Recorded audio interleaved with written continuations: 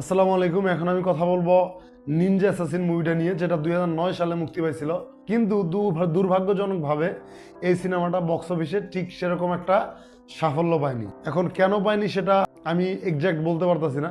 আমার কাছে ব্যক্তিগতভাবে যদি আমি 2009 সালের সিনেমা হিসাব করি, তাহলে এটা আমার কাছে বেশ ভালো একটা সিনেমা হয়েছে এবং এই সিনেমাটা আমাকে এন্টারটেইন করতে পারছে। এটা মূলত 2 ঘন্টারও কম রান টাইমের সিনেমা এবং এই সিনেমাটা কোনোভাবেই টাইম ওয়েস্ট করে না। এই সিনেমাটা দেখতে ভালো লাগে। কিছু কিছু জিনিস আপনাদের কাছে ওভার দ্য টপ মনে হতে পারে, কিন্তু 2009 সালে হিসাব করলে এই সিনেমাটা বেশ ভালো একটা সিনেমা হয়েছিল তৎকালীন সময়ে। এখানে মূলত নিনজাদের গল্প তুলে ধরা হয়েছে, যে নিনজারা সাধারণত তারা গুপ্ত হত্যা করে থাকে এবং তাদেরকে গোপন একটা জায়গায় ট্রেনিং দেওয়া হয়। সেখান থেকে টাকার বিনিময়ে, বা এই সিনেমাতে দেখানো হয়েছে যে স্বর্ণের বিনিময়ে তারা মূলত বিভিন্ন রাজনৈতিক বা অন্যান্য গুপ্ত হত্যা করে থাকে। টাকার বিনিময়ে তাদেরকে ভাড়া করে তাদেরকে দিয়ে হত্যাকাণ্ড করানো হয়। তার পাশাপাশি এই সিনেমাতে একটা সুন্দর একটা লাভ অ্যাঙ্গেলও দেখানো হয়েছে, যেটা মোটামুটি এঙ্গেজিং। তো 2009 সালের সিনেমা হিসেবে আমার কাছে এটা বেশ ভালো একটা সিনেমা ছিল।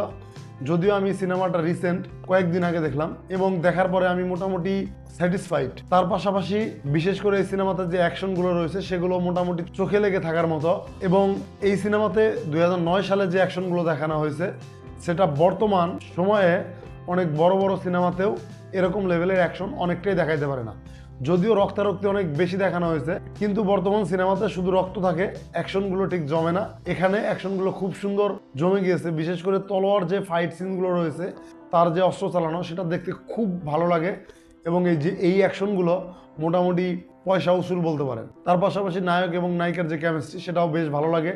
তাদের যে লাভ অ্যাঙ্গেল সামান্যই রয়েছে এই সিনেমাতে, কিন্তু সেটাও মোটামুটি বেশ ভালো এবং দেখতে ভালো লাগে। ইমোশনালি কানেক্ট করতে পারে এই লাভ অ্যাঙ্গেলটা এই সিনেমার সাথে।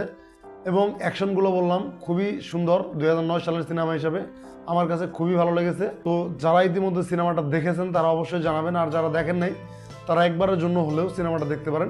আজকের মতো এই পর্যন্তই। আসসালামু আলাইকুম।